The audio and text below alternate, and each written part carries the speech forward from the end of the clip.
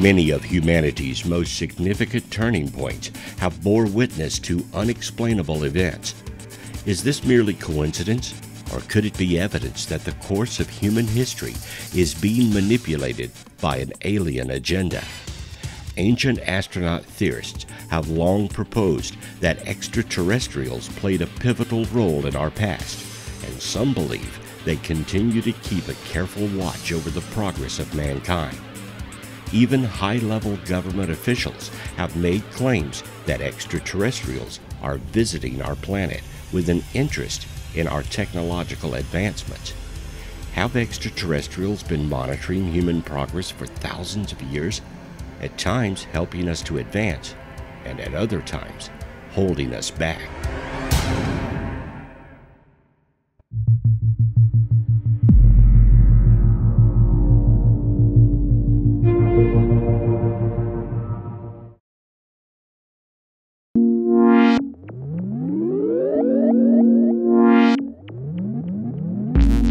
In 2010, Professor Stephen Hawking noted meeting an advanced civilization could be like Native Americans encountering Columbus.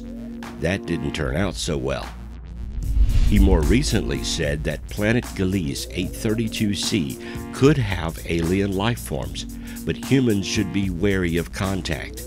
One day we might receive a signal from a planet like this, but we should be wary of answering back, he said in the documentary.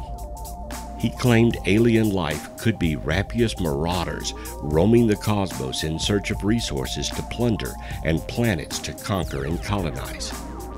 His verdict: aliens are real, and alien invasion is bad for us. In a 2016 TV interview, Jim Marrs, author of Alien Agenda, talked about why aliens might want the Earth. His perspective being similar to Stephen Hawking's claim, as well as the scenario that L. Ron Hubbard presented in his novel Battlefield Earth, where an alien race wipes out 99% of humanity in order to make way for their own enterprise. Jim goes on to trace what appeared to be alien encounters dating back to Ezekiel in the Old Testament. He then comes forward to the present with examples from all over the world and a resulting sense of relief that if they have been here all along, perhaps they won't come to invade and enslave us. His verdict: aliens are real. An alien invasion could be good, could be bad. Either way, we need to prepare for it. Neil deGrasse Tyson, when asked by Larry King if there was life elsewhere, responded, "You run the numbers and you realize that it would be unbelievably egocentric to suggest that we are alone. Anyone who has actually studied the problem would say, sure, that statistics strongly argue in favor of life. Maybe there's life that is so intelligent it doesn't consider us to be intelligent. We came up with our own definition of what intelligence is. Imagine they are so brilliant they look at us like Neanderthals. They wouldn't even waste their time." His verdict: aliens exist. An alien invasion would be a waste of time for the aliens, and that's good for us. Recently, Elon Musk commented that aliens probably already knew about SpaceX.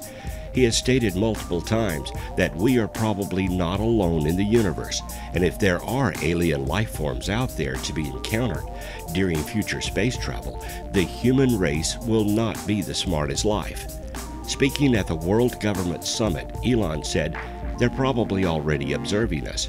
That would seem quite likely, and we're just not smart enough to realize it." The theory, which falls under the zoo hypothesis, which claims that aliens are watching us, is an attempt at explaining the Fermi paradox. In 1950, physicist Enrico Fermi, the creator of the world's first nuclear reactor, came up with a paradox which says due to the age and size of the universe, there is bound to be a civilization much more advanced than ours. While it can hardly be called the last laugh, it is interesting what Elon did with his cherry Tesla Roadster. Should aliens find the payload, they will find an in-car sound system playing David Bowie's Space Oddity on loop. In the dashboard, a sign is labeled "Don't Panic" as a cheeky reference to Hitchhiker's Guide to the Galaxy.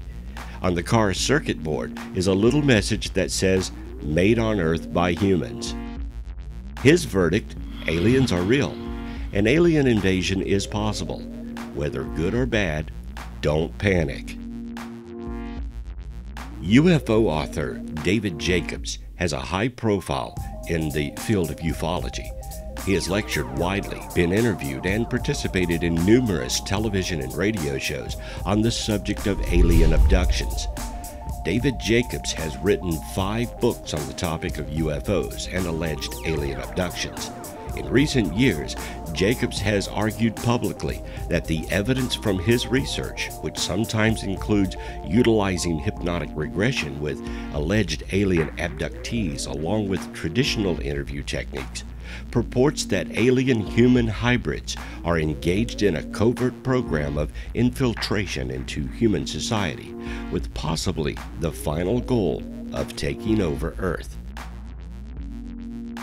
He asserts that some of his research subjects are teaching these hybrids how to blend into human society so they cannot be differentiated from humans, and that this is occurring worldwide. His verdict: aliens are real. The invasion has already begun. It is bad, very bad, and it's time to panic.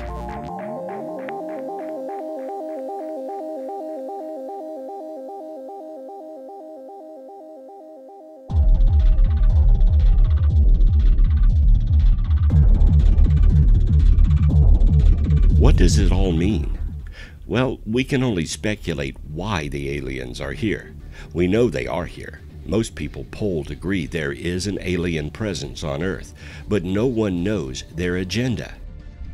If aliens think like us, and we can only assume that they think in a way similar to us, if they are intelligent, then why would they come to our little planet off the beaten path where life is probably more abundant? The answer may be simple. They want something. But what do they want? It is doubtful that an intelligent race would expend resources and time just to drop by and say hi. Sure, that's possible. But consider this. Suppose you are in New York and you decide to drive across country to California. It's a great distance, and you probably have some desire to see or get something you can only get in California. Most people would not wake up one morning and just decide to drive thousands of miles for nothing. You have to have some desire, some need to go that distance. So our question is, what is their desire? What is their motivation to go hundreds, even thousands of light years to get here?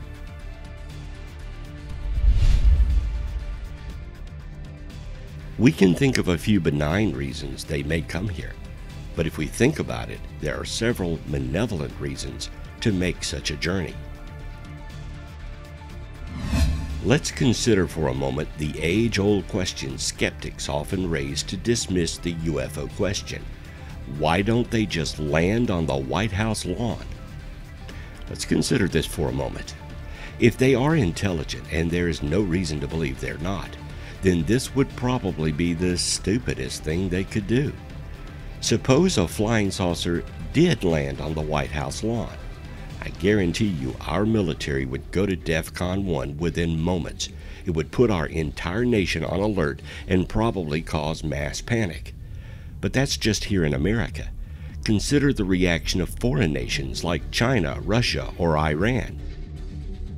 The moment the news reported that an advanced flying saucer has landed in America and on the capital of our nation where the president lives, all other nations would go on alert as well. The question in the minds of leaders of these nations, they would be asking, what are they giving the Americans that they're not giving us? What advanced technology will America receive from this visit? And will they use it against us? Why did they choose to land on the White House lawn and not downtown Moscow, Tehran, or Tiananmen Square? If aliens did land openly in America, it would put the entire planet on alert and cause fear to spread. Now, let's reverse this. What if they did land in Tiananmen Square or Moscow? How would we react? It's a sure bet we would react the same way, with fear. Fear that they chose a communist country to land. Fear that they chose a Muslim country to make themselves known. And fear that they may give the Iranians or Russians or Chinese some advanced technology that could be used against us. No American politician or military official would believe the Russians, Chinese, or Iranians if they told us all the aliens wanted to do was drop by and say hello. If the aliens are intelligent, and they would have to be in order to have the technology to get here, they would know this. It's common logic. So, how would an advanced alien race explore Earth and not cause panic? They would have to do it covertly. And this is exactly how it appears they are.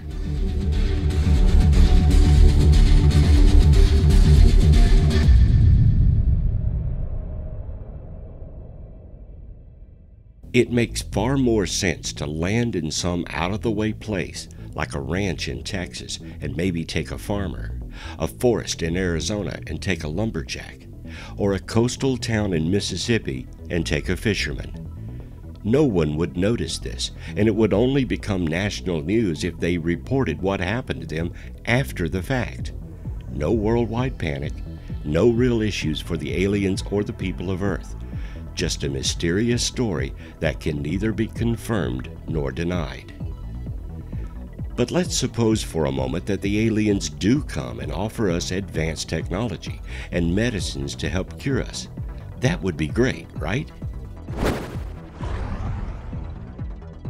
Suppose they gave us just enough technology to help sustain us and bring up our quality of life. But what if there's a price for this technology? They would likely know that any technology they give us would be weaponized and used here on Earth. They may be okay with that. In fact, they may be counting on it. Any observation of Earth would reveal that as a species, we like to go to war. We invent reasons for it. We are a warrior species. Perhaps the aliens expect us to take their technology and use it for war. There may be a certain obligation towards them that we owe them for all the advancements. Perhaps they will expect us to go fight their wars so they don't have to get their hands dirty.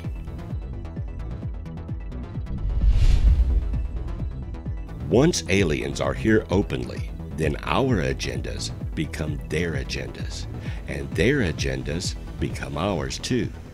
What may seem like a wonderful first contact experience could plunge us into never-ending wars off-world that we will feel obligated to help with. Perhaps this is why they appear to be studying our DNA and learning covertly all about us, so that we may be groomed into a force they can use. Perhaps they may be taking a few humans now, breeding them for their own purposes, and using them as soldiers in some distant war we are completely unaware of. Their hybrid program may have nothing to do with us, and everything to do with their own agenda. The hybrids and humans they have would grow up seeing them as their kin, and be willing to do whatever they ask of them. They may also simply be slaves, and have no way of warning Earth or returning home. And all the while, Earth is completely oblivious of what is going on, and continuing to look forward to some day when we will finally meet them. Let's face it, many people of Earth have put aliens on a high pedestal. We're pushing for full disclosure from our governments and wanting the aliens to land openly. We are in awe of them and looking forward to the day we know all about them. But ask yourself, would this be a good thing? Maybe not. It may very well be best to remain in our ignorance.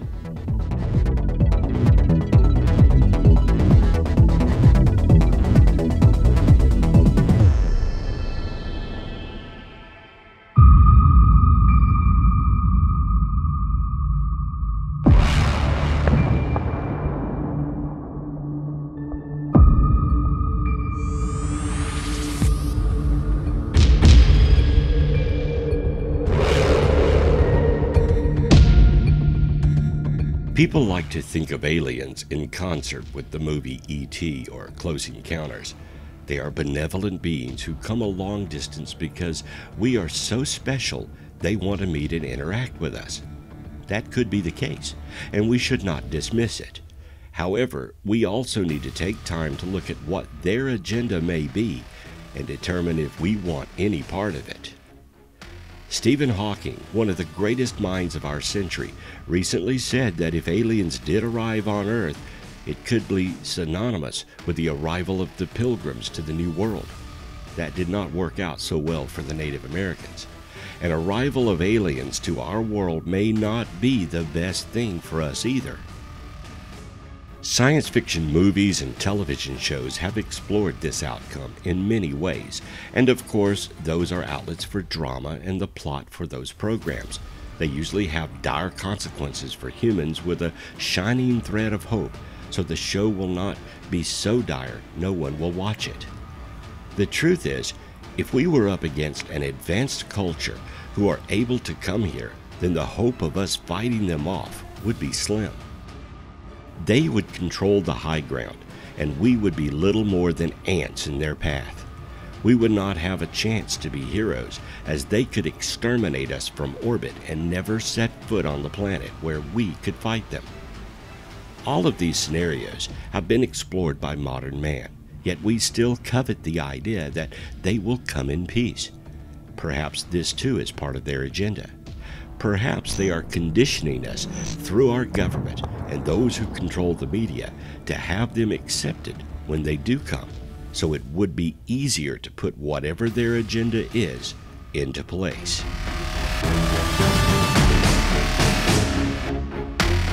Currently, there are numerous religions on Earth that either acknowledge aliens or outright worship them. Scientology, formed by L. Ron Hubbard, a science fiction author, openly observes aliens in its own origin stories. The alleged Space Brothers religions have aliens at their core beliefs, and many think they are coming to save mankind. Many Muslims believe that Muhammad discussed aliens in the Quran. Even the Bible seems to allude to there being other beings in the heavens, though most are considered to be demons, if not clearly angels of God. Ancient aliens theorists believe that aliens themselves are responsible for most of the monuments and unexplained writings, drawings, sculptures, and artifacts in our early history. They believe that aliens brought us to this planet and have been cultivating us all along. Like some crop planted long ago, we are theirs to harvest from. All the legends and myths of gods who came from the stars are the aliens. They brought us civilization, taught us to build and grow as human culture, and one day they will return to check out their efforts. In that sense, we too are aliens to this planet.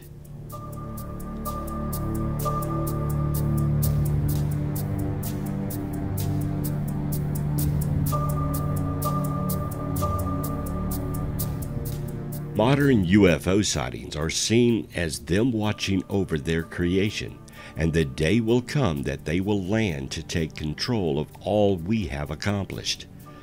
All of this plants the seeds that we belong to them.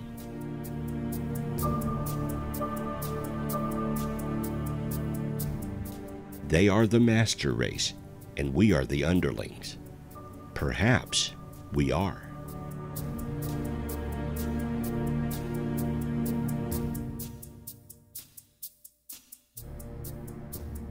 For decades, the UFO community have been aware of alien abductions. Many have come forward with tales of alien-human hybrids, their own offspring brought to them to love and care for. Strange children that they are told are their babies, but these babies seem to have little to no concept of what it is to be human. They lack simple emotions and do not appear to truly understand themselves or how to deal with emotional context.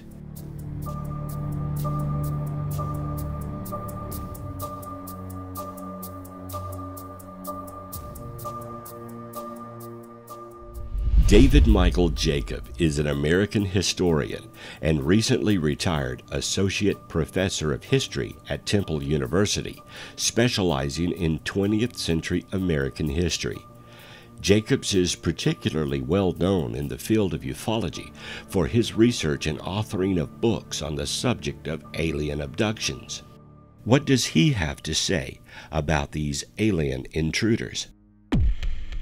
Abductions are a complex series of events and procedures directed by the abductors to passive or controlled abductees. In a typical or common abduction, humans are taken out of their normal environment by aliens. The people are rendered passive and cannot resist. They're taken aboard a UFO. Their clothes are removed and they are made to lie on a table. A series of physical, mental, and reproductive procedures are then administered to the subjects. People's physical bodies are probed and examined. Sperm is taken. Eggs are harvested. The aliens perform staring procedures during which they gaze into the abductee's eyes at a distance of only an inch or two.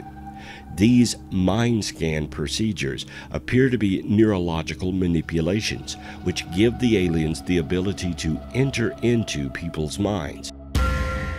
After the table procedures, abductees report that they are sometimes taken into other rooms where they're required to have skin-on-skin contact with unusual-looking babies. Abductees say that these babies seem to be crosses between humans and aliens. They call them hybrids. Abductees also see hybrid toddlers, older youth, adolescents, and adults.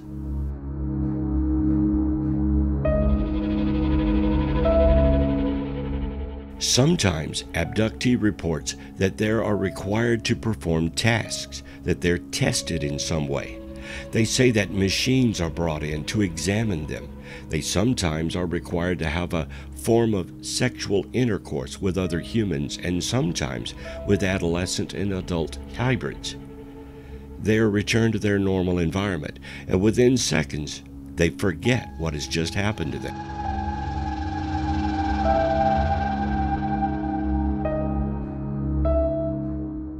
Frequently, women are brought into a room filled with babies in special holders. They're required to have skin-on-skin contact with the baby, and if a particular procedure has been performed during the examination phase, they're told to nurse the baby. Abductees describe the babies as looking like a cross between a human and an alien. They say that these are hybrids. The babies are weak and do not have the reactions of normal human babies. Often, abductees think that the babies are sick. The evidence seems to suggest, however, that this is their normal state.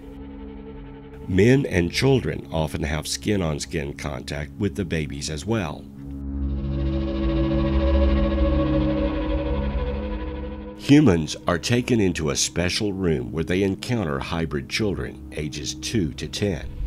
As the hybrid children grow, their contact with humans becomes more complex. As toddlers, they exchange and play behavior, often helped by the abductees who is required to teach them games to play. They're sometimes seen playing with their specific toys. Human children are required to play with the hybrids as equals and also teach them games.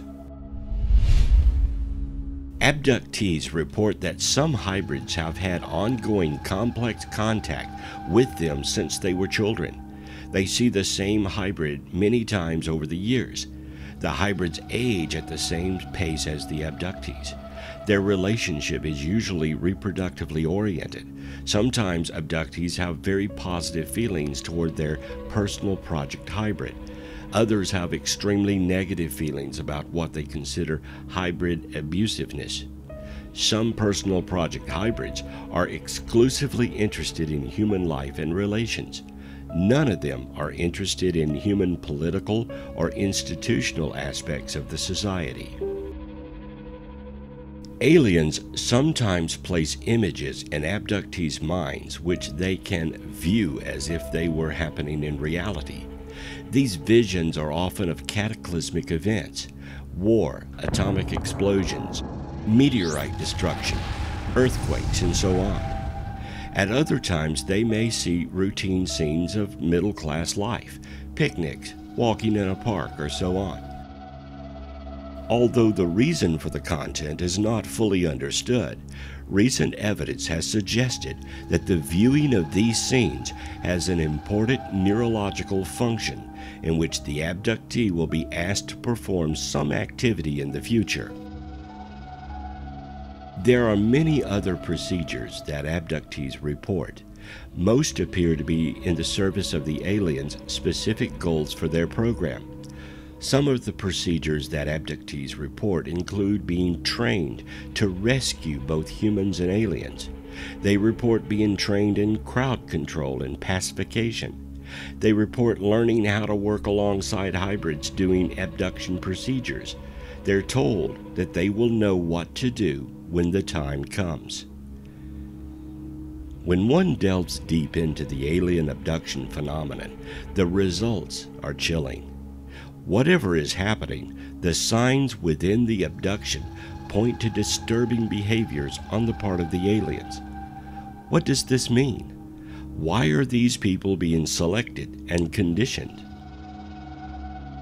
One obvious takeaway from all of this is that they must have a plan, some agenda that they hope to accomplish, and we are part of that agenda. As Dr. Jacobs said, the abductee will be asked to perform some function in the future. What is that function? How will we be used in some future event involving them?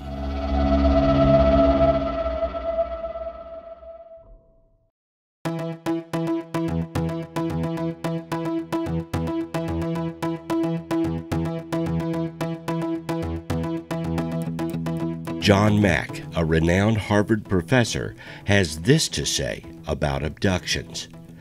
These individuals reported being taken against their wills, sometimes through the walls of their houses, and subjected to elaborate intrusive procedures which appeared to have a reproductive purpose. In a few cases, they were actually observed by independent witnesses to be physically absent during the time of the abduction. These people suffered from no obvious psychiatric disorder, except the effects of traumatic experience, and were reported with powerful emotion that to them were utterly real experiences. Furthermore, these experiences were sometimes associated with UFO sightings by friends and family members or others in the community, including the media, reporters, and journalists, and frequently left physical traces on the individuals' bodies, such as cuts and small ulcers that would tend to heal rapidly and followed no apparent psychodynamically identifiable pattern, as do, for example, religious stigmata. In short, I was dealing with a phenomenon that I felt could not be explained psychiatrically, yet was simply not possible within the framework of the Western scientific worldview. Scientists have tried to come up with plausible explanations for alien abductions, most notably sleep paralysis, a feeling of being conscious but unable to move, which occurs when a person passes between stages of wakefulness and sleep. Temporal lobe sensitivity is a theory that suggests the temporal lobes of some people's brains are more vulnerable to influence from low-level magnetic frequencies, which can cause hallucinations. One explanation is that when people believe they have had an experience of alien abduction, they have misinterpreted, distorted, and confabulated real and imagined events. Hence, skeptics of alien encounters explain them away in terms of psychological processes and personality characteristics.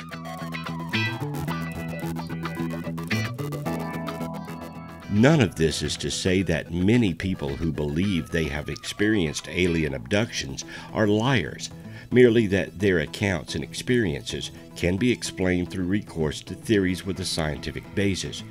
There are many logical, plausible scientific explanations, none of which rely upon the existence of aliens. However, it should also be noted that not all reported alien abduction experiences can be easily explained by any of these scientific theories, and this throws up even more questions. No matter how you examine the alien abduction phenomenon, the underlying question remains: what do they want? What is their agenda?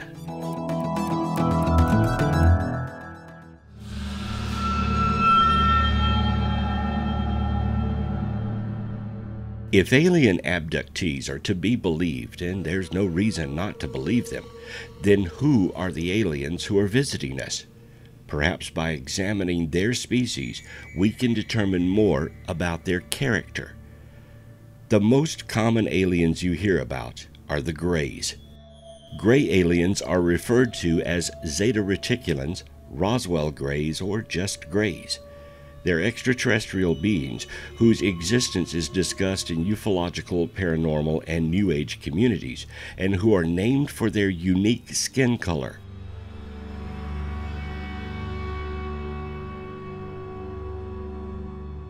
"43% of all reported alien encounters in the United States describe gray aliens.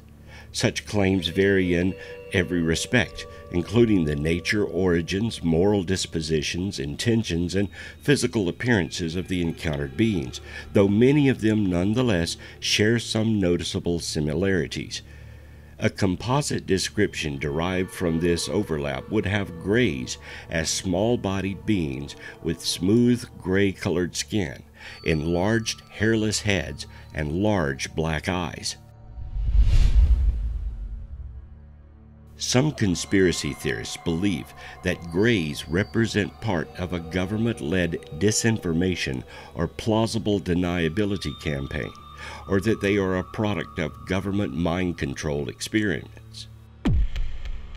Dr. Stephen Greer, founder of the Disclosure Project and head of CiNENET, claims to have over 400 government, military, and intelligence community witnesses that have offered testimony to the existence of aliens and UFOs, or efforts to cover up their existence, and who have stated they would be willing to defend their claims under oath. Nordic aliens are humanoid extraterrestrials purported to come from the Pleiades, who resemble Nordic Scandinavians. Professed contactees describe them as typically male, 6 to 7 feet tall, with long blonde hair, blue eyes, and skin tones ranging from fair to tanned. Ufologist George Adamski is credited with being among the first to claim contact with Nordic aliens in the mid-1950s, and scholars note that the mythology of extraterrestrial visitation from beings with features described as Aryan often include claims of telepathy, benevolence, and physical beauty. In most cases, these aliens are described as gentle and kind. In ufology, insectoid aliens are extraterrestrial beings which have a similar body with Earth insects or arachnids. These beings are involved in alien encounters and alien abduction scenarios, but their presence is not as widely reported as Nordic aliens and gray aliens. Before 1990, UFO literature reported insectoid aliens only in the cases concerning the Mothman. In 1992, alien abduction researcher Brian Thompson claimed that a nurse acquaintance of his reported that during 1957 in Cincinnati, she encountered a 3-foot-tall praying mantis-like entity for 2 days after a Y-shaped UFO sighting. This mantis-like creature is reminiscent of the insectoid-type entities reported in some abduction accounts. He related this report to fellow researcher Leonard Stringfield. Stringfield told him of 2 cases he had in his files where separate witnesses reported identical circumstances in the same place and year. Abduction researcher Carla Turner, in the book Into the Fringe, reported that a man called David remembered an encounter with a giant mantis during a hypnosis session. Linda Moulton Howe, in her book Glimpses of the Other Realities, describes some claims of alien mantis. The book includes the case of Linda Porter and David Huggins. Afterwards, some fringe ufologists involved insectoid aliens in UFO conspiracy theories. The insectoids are the overseers of the Greys and often appear in the capacity of doctors or operations specialists.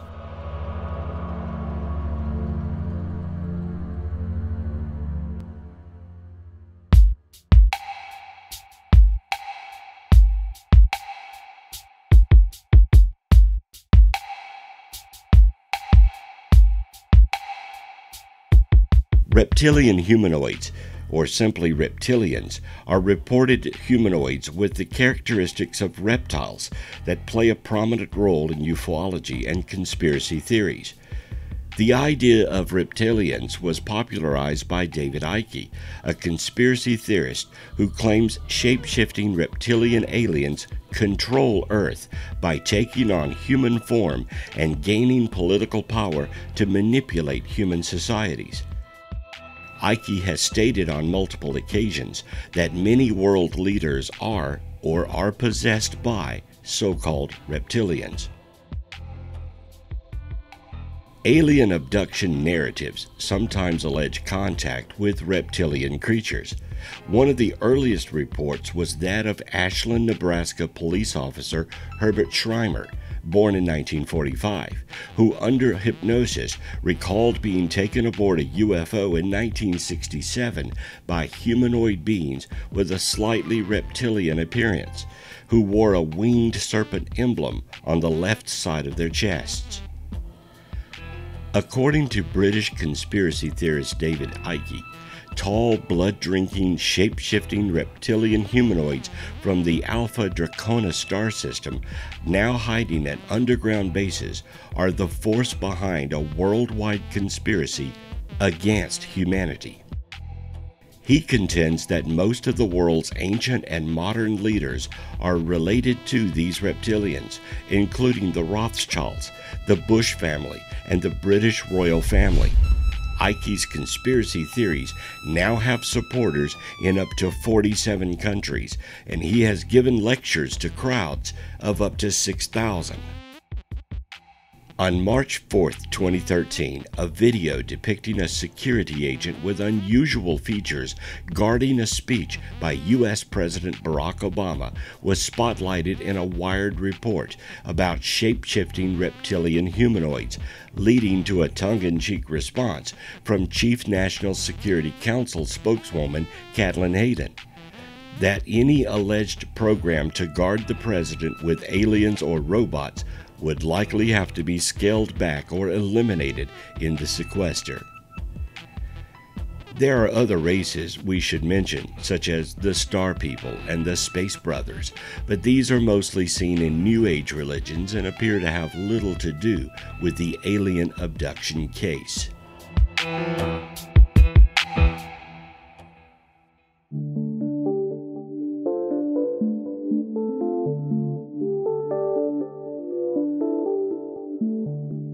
The United States government, on many occasions, even recently, have denied any involvement in the UFO or abduction phenomenon since their famous Project Blue Book ended in the late 60s. They were very adamant about it. In 1952, a CIA group called the Psychological Strategy Board concluded that when it came to UFOs, the American public was dangerously gullible and prone to hysterical mass behavior. The group recommended debunking campaigns to tamper the public's interest in unexplained phenomenon. But the government seems to have been interested too. In December of 2017, the Pentagon confirmed the existence of the Advanced Aerospace Threat Identification Program. It was created in 2007 by Senators Ted Stevens, who reportedly had been chased by a mysterious object, Daniel Inouye, and then Majority Leader Harry Reid, and funded with $22 million of black money from the Department of Defense's budget. The program investigated and evaluated reports of UFO sightings, many of which came from American service members. So much of what the program uncovered remains classified, but what little we know is tantalizing. Based on data it collected, the program identified 5 observations that showed mysterious objects displaying some level of advanced physics, also known as stuff humans can't do. The objects would accelerate with g-forces too strong for the human body to withstand, or reach hypersonic speed with no heat trail or sonic boom. Or they seem to resist the effects of Earth's gravity without any aerodynamic structures to provide thrust or lift. No one has been able to figure out what these are, said Luis Elizondo, who ran the program until last October 2017. Elizondo has also talked about metamaterials that may have been recovered from unidentified aerial phenomenon and stored in buildings owned by a private aerospace contractor in Las Vegas. They apparently have material compositions that aren't found naturally on Earth and would be exceptionally expensive to replicate. According to a 2009 Pentagon briefing summarized in the New York Times, the United States was incapable of defending itself against some of the technologies discovered. This was a briefing by people trying to get more funding, but still. Some of the accounts Elizondo and his team analyzed supposedly occurred near nuclear facilities like power plants or battleships. In November 2004, the USS Princeton, a Navy cruiser escorting the aircraft carrier USS Nimitz off the coast of San Diego, ordered 2 fighter jets to investigate mysterious aircraft the Navy had been tracking for weeks, meaning this was not just a trick of the eye or a momentary failure of perspective, the 2 things most often blamed for unexplained aerial phenomena.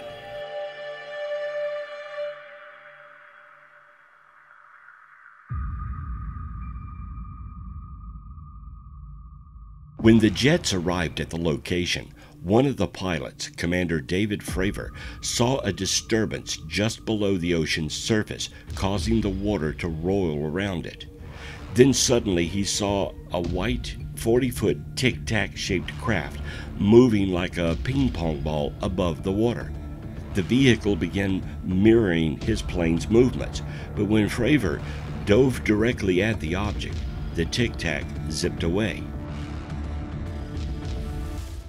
The Pentagon has said funding for this program ran out in 2012 and wasn't renewed, but Elizondo has claimed the project was alive and well when he resigned in October in 2017.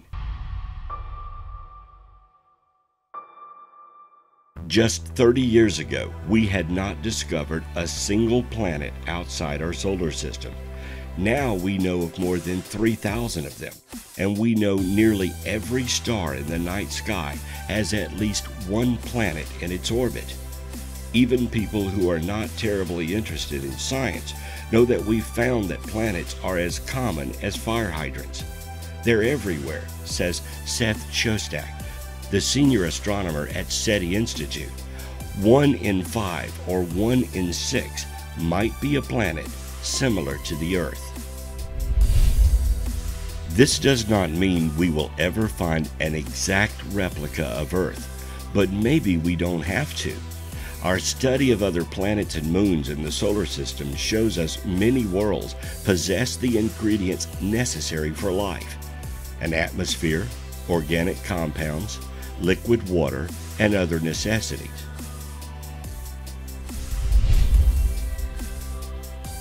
New technology gives us a better chance to actually make contact with extraterrestrials. Our radio telescopes can scan more of the night sky for an intelligent message than ever before. Our optical telescopes and observatories can peer further into space and look for new planets, moons, and perhaps even signs of something altogether artificial.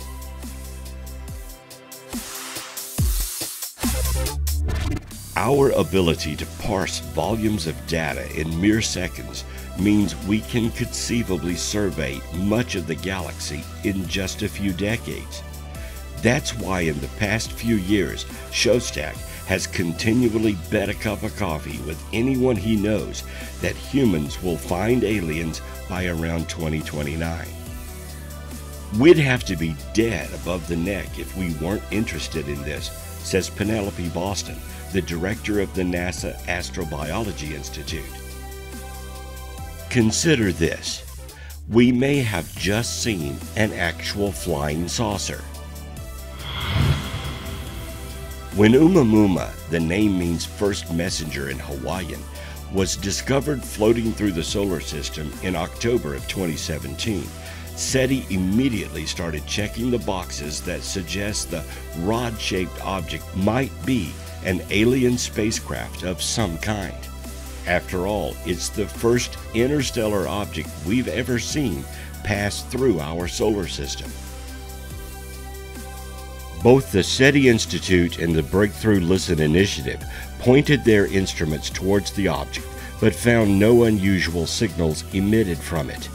Of course, maybe it's an ancient relic from an interstellar civilization, or maybe the aliens just weren't interested in making contact.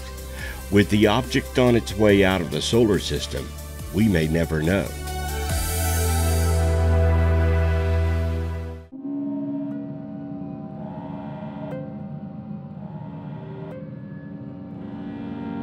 Fast radio bursts are one of the most mysterious phenomena ever observed by scientists. Though they only last a few milliseconds, these pulses, first detected in 2007, emit more energy in that time than the Sun does in 24 hours. 3 more were found recently, and we're no closer to understanding their origin, except that they're coming from outside the Milky Way. So naturally, many experts have begun to think perhaps they're produced by an ultra-advanced civilization from afar, trying to speak to us through signals we can barely comprehend. Know that there are people who watch our skies to protect the sleeping masses. Britain's former chief UFO investigator, Nick Pope, warns in his memoir, but also know that not all potential intruders into our airspace have 2 wings, a fuselage, and a tail, and not all show up on radar. Pope's anonymous counsel follows time he spent in the 90s inspecting thousands of paranormal incidents, from crop circles to purported bedside abductions. He took that job certain this kind of stuff only happened to weirdos. But unexplainable sightings soon convinced him that there is a war going on with aliens. Worse, the UK Defence Ministry cut his old UFO desk's funding in 2009, so whatever's out there could attack at any time, Pope believes. After scientists suggested Oumuamua, a bizarre-shaped asteroid that's the first interstellar object to pass through our solar system, might be an alien spacecraft, he argued in December of 2017 we probably wouldn't survive an alien invasion anyway, because if they find us, it's clear who has the upper hand. Philip Corso's military career was long and illustrious, from rebuilding Rome's government after World War II as an Army intelligence captain to having worked the Pentagon's foreign technology desk in the 1960s. He doesn't appear to have said a word publicly about aliens until 1997, when Simon & Schuster published The Day After Roswell, with a foreword by Strom Thurmond, just 13 months before Corso died. It was a tell-all outlining a decades-long Roswell cover-up, while plugging his own clandestine exploits, which he claimed involved reverse engineering technology found on alien spacecraft. This is how the world got lasers, particle beams, microchips, even Kevlar. Skeptics argue that regular Earth people and R&D behind technology like lasers is impossibly well documented. But why would such a decorated military intelligence officer lie? We could continue to list military, government, and politicians that have tried to get information out, many who have had their own encounters, but the point would be moot. The list is long and distinguished. The truth is that you probably believe in UFOs and aliens, and the fact is many of your representatives and leaders in Washington do as well. So, with all the evidence, if we can all agree that UFOs are real, that alien abductions do indeed take place, then what's the next step? Why are we spending time proving the same points over and over again?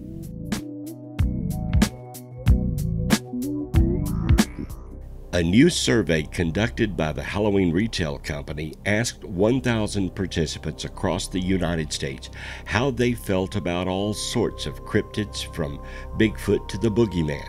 And when it came to aliens, 62% of Americans believed they are real. Aliens were the most believed in entities, beating out 13 other legendary creatures for the top spot.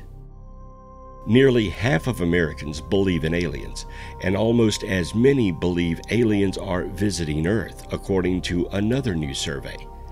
20th Century Fox Home Entertainment commissioned the survey as part of their promotional campaign for the Blu-ray release of the movie Phoenix Forgotten. More than 1,700 Americans were surveyed. Other surveys have also found that around half the population believes in aliens. But perhaps a more interesting finding in this survey was that slightly less than 39% of those surveyed believe aliens have visited Earth before. The survey went on to ask whether people felt the Phoenix Lights incident could have been caused by aliens. A whopping 67% said yes. Recently, Kurt Russell claimed to have witnessed the Phoenix Lights from his personal aircraft he was piloting. He and his son, who also was on board, obviously lived to tell the story. So at least the aliens flying over Phoenix in 1997 were probably benevolent. When asked what they thought it would be like to be abducted, 73.5% said they believed it would be terrifying. Only 27.97% thought it would be enlightening. And 40% of those surveyed said they think aliens abduct humans because they're interested in human anatomy. If the government is trying to keep this secret, they're doing a poor job of it. All the basic things to know are already, for the most part, common knowledge. Nearly half of Earthlings believe that we aren't alone in the universe and want to make contact with alien life, according to yet a new study in 2018. The finding of this study, conducted in 24 countries by research group Globalities, showed that 47% of the survey's 26,000 respondents believe in the existence of intelligent alien civilizations in the universe. And 61% responded yes when asked if they believe in some form of life on other planets. Among those who believe humans aren't alone in the universe, 60% said we should try to communicate with extraterrestrial beings. Only a quarter of survey takers said they don't think intelligent life exists beyond Earth. One interesting note in all of these surveys is this: respondents were rarely asked what the aliens want. Yes, 47% of those surveyed said they think aliens abduct humans because they're interested in our human anatomy. But being interested and revealing a true agenda is not the same thing. You could be interested in feline anatomy, but that doesn't mean you would travel hundreds of thousands of miles just to see a house cat. It would have to be one very unique house cat. The surveys also revealed something else, and that something is very unique. 50 years ago, those numbers would have been much smaller. So the question remains, are we being conditioned to be accepting of aliens in our world? Is the fear factor lessening? Are we ready to meet aliens one-on-one? Could this be part of the whole of their agenda?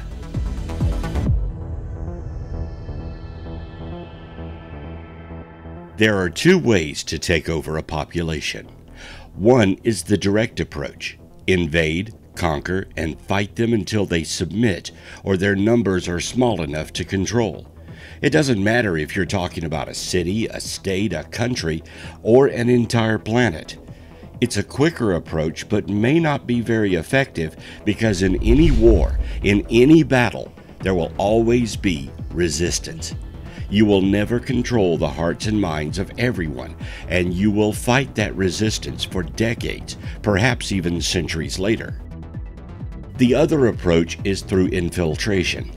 It's a much slower approach, but it is more effective, and you're left with a calm and subdued population ready to be led by you.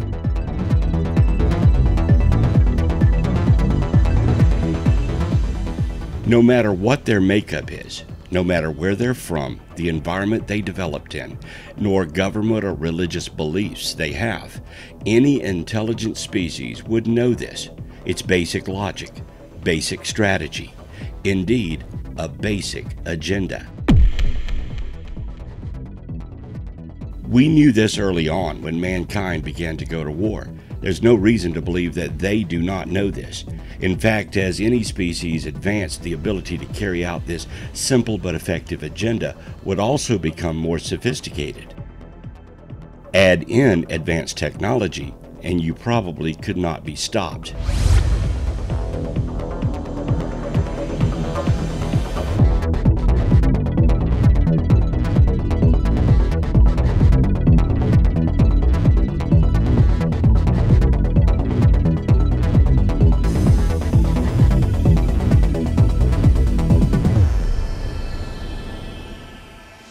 So let's go back and review a typical alien abduction. First, the capture. The abductee is somehow rendered incapable of resisting and taken from terrestrial surroundings to an apparent alien spacecraft. The examination and procedures. Invasive psychological and physiological procedures, and on occasion, simulated behavioral situations, training and testing, or sexual liaisons. The conference. The abductors communicate with the abductee or direct them to interact with specific individuals for some purpose, typically telepathically, but sometimes using the abductee's native language. The tour. The abductees are given a tour of their captor's vessel, though this is disputed by some researchers who consider this definition a confabulation of intent, when just apparently they're being taken around to multiple places inside the ship.